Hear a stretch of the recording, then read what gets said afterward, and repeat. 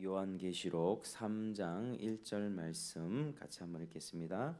사대 교회의 사자에게 편지하라. 하나님의 일곱 영과 일곱 별을 가지신 이가 이르시되 내가 내 행위를 아노니 네가 살았다 하는 이름은 가졌으나 죽은 자로다. 아멘.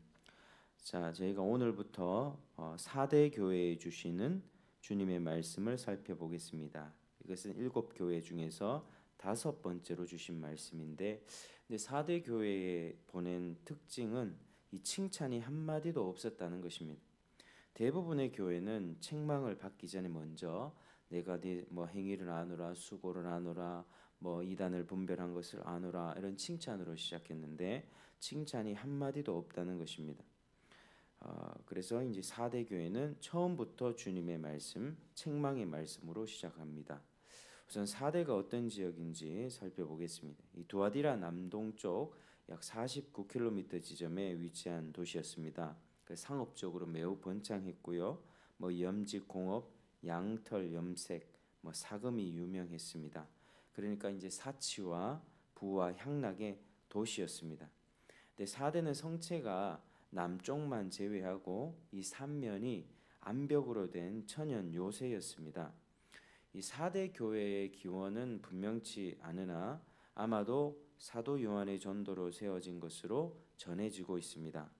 그래서 이 사대 교회는 지리적으로 외형적으로 그런 요새와 같은 형태를 띠었기 때문에 외부적인 핍박이 없었습니다. 그리고 이단의 공격도 없었습니다. 그리고 물질적으로는 풍요로웠고 부족함이 없었던 곳이 바로 사대입니다. 이런 사대 교회에 편지하라고 하신 예수님은 자신을 어떻게 말씀합니까? 하나님의 일곱 영과 일곱 별을 가지신 이라고 그렇게 소개하고 있습니다. 하나님의 일곱 영이라고 하는 것은 이 성령의 임재 그리고 충만함을 표현하는 말입니다. 그러니까 성령은 어떤 영입니까? 성령은 진리의 영이십니다. 성령은 진리의 말씀을 통해서 믿는 자들을 거듭나게 하시고 하나님의 자녀가 되게 하십니다.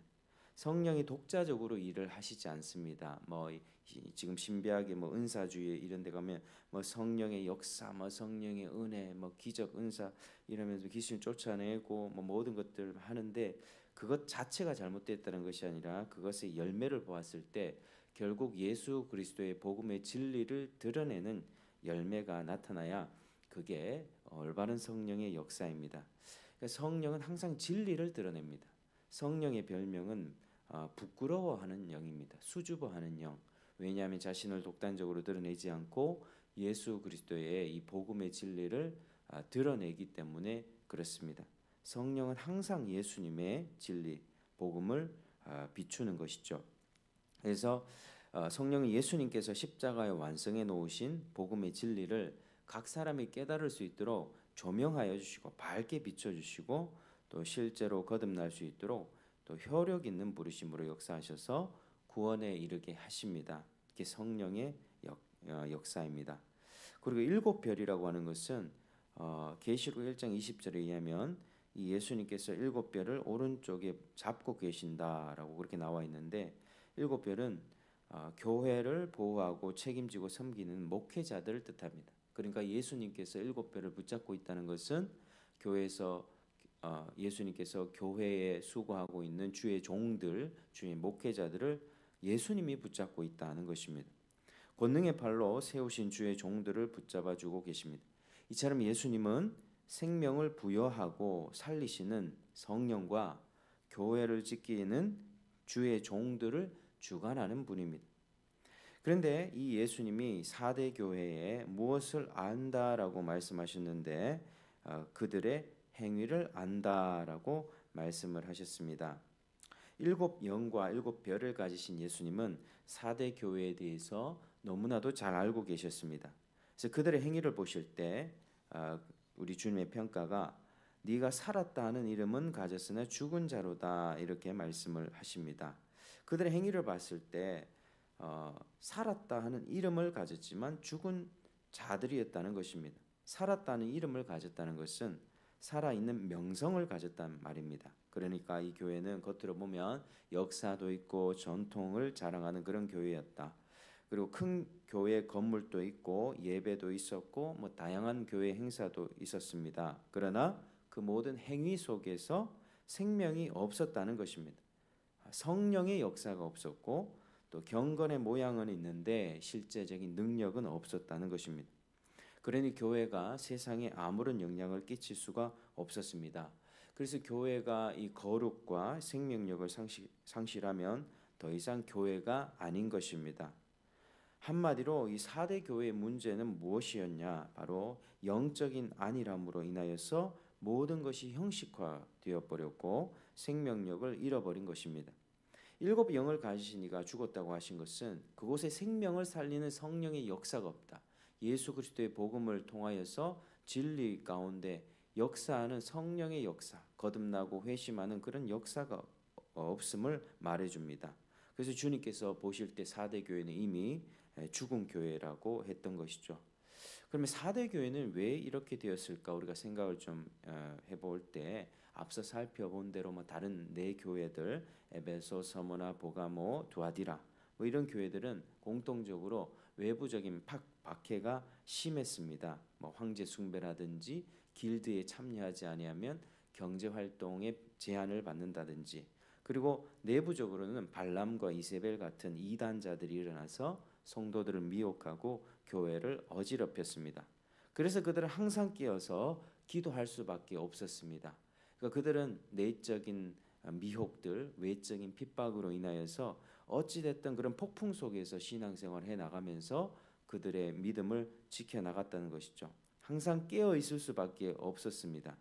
그런데 4대 교회는 이런 게 없었다는 거죠. 외부적인 박해도 없고 이단의 위협도 없었습니다. 핍박도 없고 이단도 없으면 너무 이렇게 잘 돌아가야 되는 것 아니겠습니까? 교회가 더 부흥하고 성장해야 되는 것 아니겠습니까? 그런데 그렇지 않다는 겁니다. 현실적으로 4대 교회는 영적인 안일과 게으름에 빠졌다는 것이죠. 적당히 세상과 타협하면서 동화되어 갔습니다. 그러니까 빛과 소금으로서 세상을 변화시키는 것이 아니라 세상의 죄악에 오염되어 갔고 세상에 영향을 끼치는 교회가 아니라 세상으로부터 영향을 받는 그런 교회가 되어버렸다. 다양한 교회 행사 그리고 뭐 예배 전통은 역사는 있지만 실상 죽은 교회가 되어버렸다는 것입니다. 자, 우리가 오늘 이 말씀을 통해서 교회는 외적인 어떤 크기나 전통, 역사가 중요한 것이 아닙니다. 뭐 이 교회는 100년 되었다. 근데 그것보다 더 중요한 것이 그 속에 생명력이 있느냐 없느냐가 더 중요합니다. 우리는 아무리 작아도 우리는 수로 평가하는 경향이 있습니다. 근데 그렇지만은 뭐 많은 수가 있고 그런 그 속에 생명력이 있으면 너무나도 아름답고 좋은 것이겠죠. 그러나 아무리 커도 그 안에 성령의 생명의 역사가 없으면 복음의 능력이 나타나지 않는다면 그것은 죽은 교회다라고 하는 것입니다. 이 교회는 복음의 능력이 나타나야 되고 성령의 역사가 나타나야 되고 또 성도들이 거듭나고 회심하고 성장하는 그런 경건의 능력이 나타나야 그게 살아있는 교회다라고 하는 것입니다. 그래서 네가 살았다는 이름을 가졌으나 죽은 자로다라고 하는 예수님의 책망은 오늘날 한국의 많은 교회들에게 주시는 책망의 말씀입니다. 우리 성도들은 풍요로움 속에 살아왔고 외부적인 핍박도 별로 없었습니다. 근데 막상 그리스도인들 가운데는 도덕적으로 불신자들보다 못한 분들이 많습니다. 제가 어제 이제 여전도의 노예 여전도의 연합회 이제 그 모임을 갔었는데 거기 교도소 사역하시는 우리 이기양 목사님이 계십니다. 그 강의를 들었는데 이제 지금 하루 재소자 인원이 이제 수용자 인원이 58,000명입니다. 전국의 감옥에. 근데 그 중에 크리스찬, 뭐 그 중에는 이단도 있을 것이고 여호와의 지금 뭐 각종 뭐 정통 기독교 외에 뭔가 뭐 이단들 다 포함한 숫자일 것인데 기독교인 숫자가 그 19,000명이라고 하죠. 전체 58,000명 중에서 19,000명이 이제 기독교인이다. 뭐 이런 통계를 말씀을 들었습니다. 그러니까 이제 뭐 그 중에는 형식적으로 교회를 다니고 뭐 껍데기 신자도 있을 것이고 주일만 지켰던 왔다 갔다 했던 그런 신자들도 다 포함되어 있겠지요. 근데 그걸 보면서 참 교회 안에 정말 참으로 거듭난 신자들이 몇이나 있을까 이런 생각들을 참 해보게 됩니다. 교회에서 복음의 진리를 정확하게 전하고 그리고 정말 그 복음의 진리 앞에 내가 근심하고 내 죄를 회개하고 삶이 바뀌어지는 그런 교회들이라면 당연히 하나님 앞에 나오고 변화하는 그런 역사들이 있을 텐데 그런 거 없이 그냥 교회만 껍데기로 다녔다라고 하는 것이죠. 그래서 신자들 뭐 교회가 세상보다 더 썩었다라고 지탄받는 이유가 정말 참된 신자들이 교회에서 잘 찾아보기 힘들기 때문에 그렇습니다. 그래서인지 요즘 한국에 안티 기독교인들이 많습니다. 뭐 기독교에서 조금만 잘못해도 벌떼처럼 달려들어서 공격을 퍼붓고 있죠. 그리고 이단들도 많습니다. 신천지 뭐 하나님의 교회 말할 것도 없고요. 다락방은 최근에 PD 수첩에서 다락방이 아니라 그 타락방이라고 완전히 다 기사화되어 있습니다.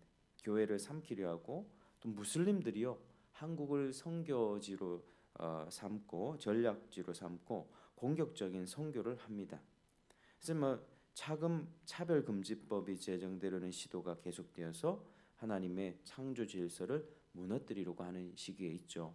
근데 우리가 이런 위기 가운데 너무 우리가 걱정하고 염려하는 그런 경향들이 있는데 우선은 우리가 이거 하나님 앞에 감사해야만 합니다.